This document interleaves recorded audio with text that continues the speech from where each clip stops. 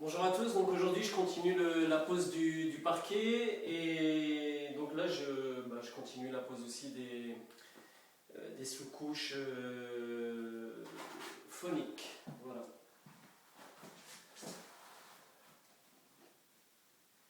Alors j'ai dû rechercher des conseils pour la pose des parquets parce que j'avais un souci, vous avez certainement pu le voir dans les vidéos précédentes.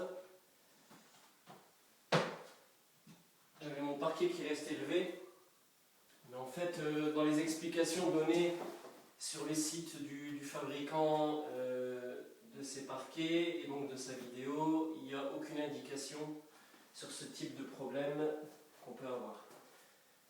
Donc bien entendu, la recherche se fait soi-même.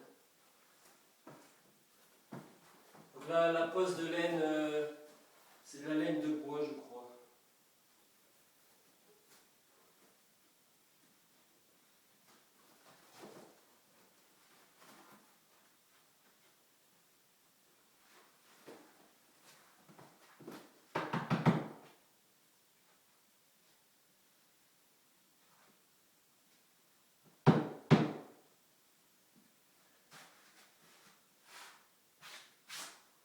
Donc, bien entendu, il faut enlever les impuretés. Voilà.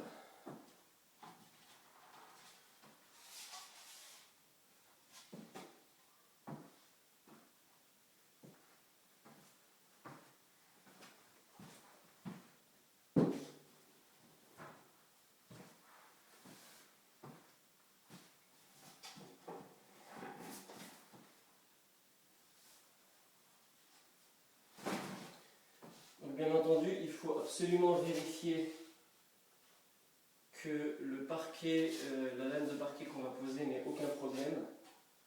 Parce que j'ai été confronté à ça sur les lames dans les vidéos précédentes, où il y avait des défauts. Donc là, apparemment, aucun défaut. Donc on va commencer l'enclenchement. Je vais commencer à enclencher cette fameuse lame. Je laisse mes 8 mm. Donc voilà, à ce moment-là, il faut pousser. La meilleure façon, c'est de se mettre ici. Maintenant que j'ai pu avancer de 3 lames, je peux me mettre là. Donc on pousse bien, on vient clipser. Et puis ensuite, on prend donc un petit maillet.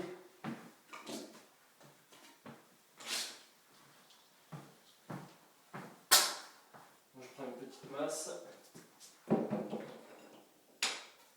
Je prends un petit linteau, un petit morceau de bois. Et on vient taper donc dessus afin qu'il n'y ait plus, quasiment plus de joint. Donc là, c'est un joint chanfreiné, donc il y aura toujours un petit joint. Et puis, lorsqu'on veut revenir légèrement vers le mur, pour avoir nos fameux 8 mm, on tape légèrement. Donc voilà, première lame posée. Je vais continuer. Est-ce que je peux mettre celle-ci? Non. Elle avait été abîmée. Je vais ouvrir un nouveau paquet.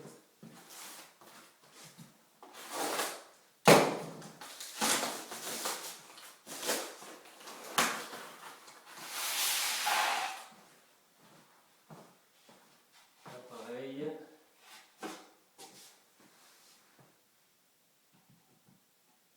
On enclenche de cette façon.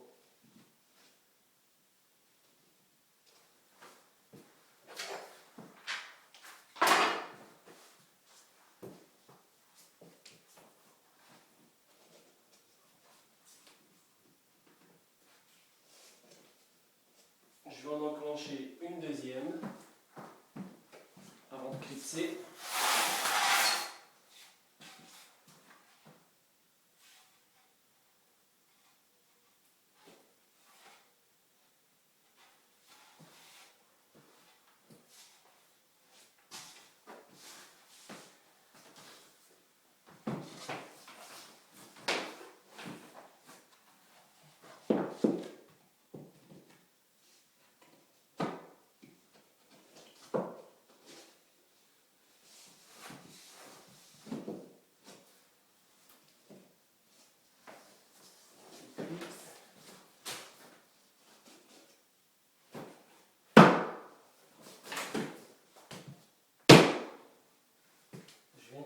dessus.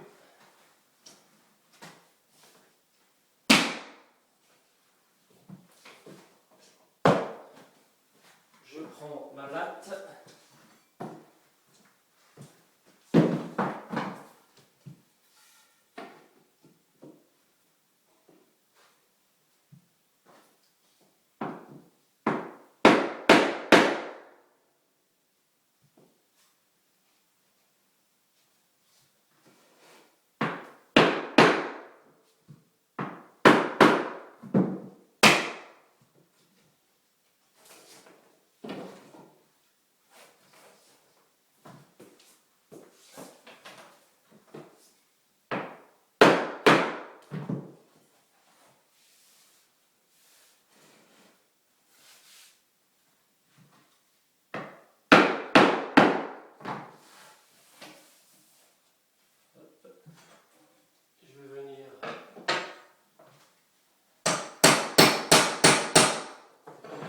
Je vérifie.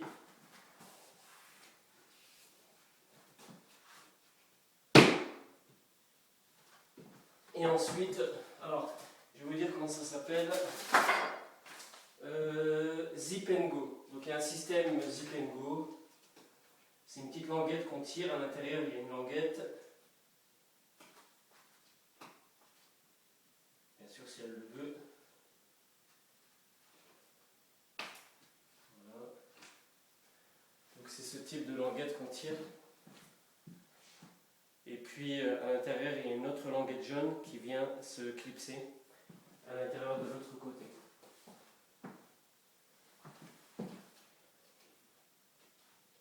Hop, on en a deux. Alors c'est conseillé de les garder au cas où on voudrait enlever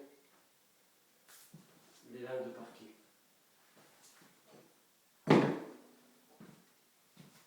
Je vais tourner légèrement la caméra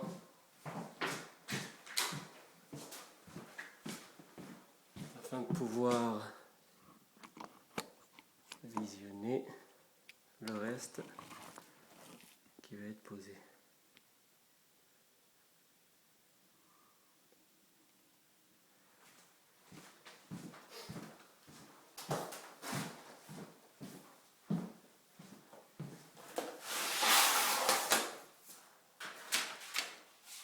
Donc moi, étant minutieux, mais pas professionnel, j'essaie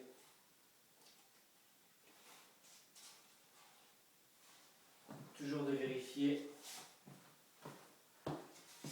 si le parquet n'a pas de défaut.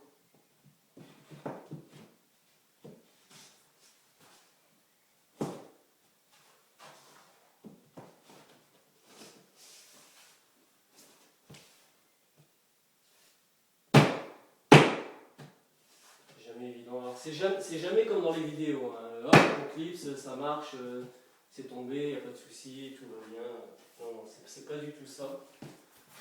C'est toujours lame après lame.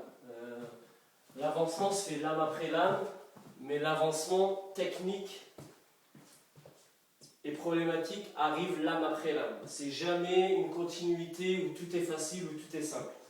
Il y a toujours un souci. À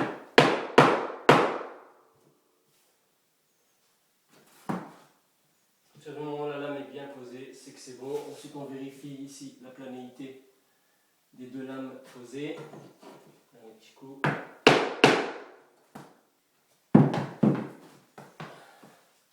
Alors, si j'arrivais pas hop, à enlever cette petite languette, je le fais avec une